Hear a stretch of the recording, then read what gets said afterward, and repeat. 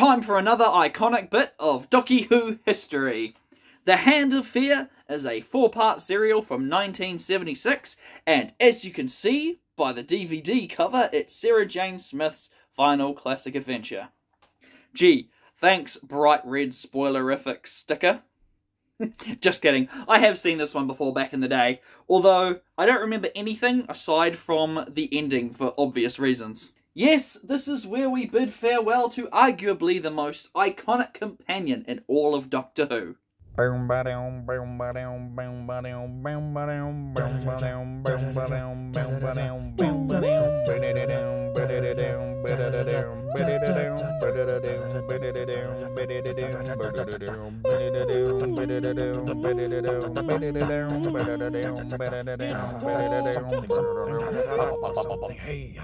The adventure begins with a really cool introduction, straight out of the modern series quality-wise, setting up the stakes naturally, but still leaving enough ambiguity to keep the audience guessing.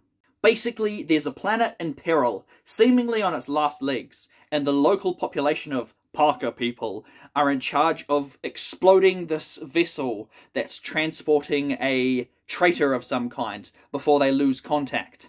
Makes you wonder whether or not they're bad guys or good guys, and what's the deal with this traitor? Also, these are straight up the Parker people from the Mighty Boosh. Iteration module destroyed. Waiting further orders. Look deep into the Parker. What? Shout out to any UK absurdist comedy fans. Now that's a masterpiece. Well, with the TARDIS bringing the 4th Doctor and Sarah to a live demolition site, they of course get caught in the debris from the blast, buried underneath it, where Sarah accidentally grabs a hold of the titular Hand of Fear. It's Thing from the Addams Family. What follows is a tale of possession, mind control, and Eldrad must live. Yes, be prepared to hear that one a lot, especially from poor Sarah. Eldrad must live. Eldrad must live. I don't know who told her to put the weird cadence in there, but it's annoying. Who is Eldrad, you might ask? Well, you'll just have to watch the story to find out. But what I will say is it's actually a nice change of pace to have a more diplomatic alien threat, not so bent on taking over the world or whatever. Oh, at least to start with. Shh. After last week's Mask of Malarkey gave me absolutely nothing, this one is stellar by comparison and gave me a ton to enjoy. What's better than a good old-fashioned one-chop kill? How about a swing and a miss so hard that you find yourself tumbling over a banister to your death? Also, 4th Doctor neck snap. Again! Another moment that made me chuckle is this brief interaction between the Doctor and this scientist guy when their attempt to shoot missiles at a nuclear power plant fails. I think we should try much older weapons. Like? Speech? Diplomacy? What? Conversation? As for the main featured alien Eldrad, I absolutely love everything about this character. The design, the voice, the idea behind them, the fact that they're a synthetic life form and what that does to physics. The idea of genetic regeneration and the scientific mumbo-jumbo behind it. It's so cool, and some of the more complex stuff does go over my head, but it doesn't change how I feel about this neat little character. The only thing I did think was a bit dumb was that Episode 2 really did repeat the exact same plot structure as the first part. Character gets mind-controlled, individual goes into the radiation chamber, the power plant is evacuated, this is not a drill, someone goes in to rescue them. So weird that they did that twice in a row. Probably a way to give Sarah some more investment in the story without actually having to kill her off. So once she's rescued, the cycle goes around again, this time with a poor sod that's just an expendable guy.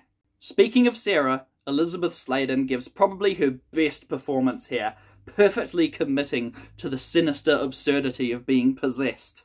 And it makes sense too, because this is where her journey in the TARDIS comes to an end. She rightfully gets fed up with the Doctor constantly ignoring her, so decides to leave. Too right. Aside from Troughton, the first 3 Doctors have this horrible habit of completely ignoring their companions when they're talking right to his face. It's a horrid character trait, And I'm sure someone could probably justify it with his otherworldly Time Lordiness, but it just reeks of pompousness and arrogance, and I really don't like it. It made me feel bad for Liz and Joe when the third Doctor did it, and the fourth Doctor's no better. Well, admittedly, it doesn't matter in the end, because the writers threw in the excuse of the Doctor being summoned to Gallifrey, with a further excuse explaining that you can't take a human to Gallifrey, making it seem like less of a bad breakup and more of a necessary departure. The end of an era, if you will. Ah, Sarah Jane Smith. Right up there with Jamie McCrimmon and Ace as one of the most iconic companions in Doctor Who, considered by many to be the most iconic. But for me, iconic doesn't necessarily translate to best. Yes, I will say it was an objective improvement having her being less of a traditional damsel, but across all 3+ seasons of her time on the show, I just never felt a particularly strong attachment to her character. Even Elisabeth said that she wanted to leave because she felt the show couldn't progress with her character because there wasn't really anything more that they could do with Sarah. I wholeheartedly agree, and I have to wonder, was Sarah Jane Smith really considered that much of a popular companion before her return in modern Doctor Who? Or did that comeback give her character a resurgence in popularity? Maybe it's just because that modern episode did such a great job of making her seem like a more legendary character that I was surprised when I found such little depth in her original time in the TARDIS. Well, I liked her enough. And if nothing else, Elisabeth Sladen is a national treasure and will be sorely missed forever. One day I will get around to watching this show. With a final goodbye, Sarah promises to pass on the Doctor's love to Harry and the Brigadier, tying their time together up nicely. And just like that, she's gone. I've always loved that ending. Can't help but bring a smile to my face when she realises that the Doctor's brought her to the wrong spot. I bet this isn't even South Croydon. Till we meet again, Sarah. The Hand of Fear, while not perfect, was a thoroughly enjoyable time that kept me engaged through the whole thing. Thank you so much for watching, for commenting, for sharing, for whatever it is you do. Just know that I really appreciate it. Next week, I'm going to be taking a look at a classic Doctor Who serial I've been wanting to watch for years, but never got around to, The Deadly Assassin. See you then.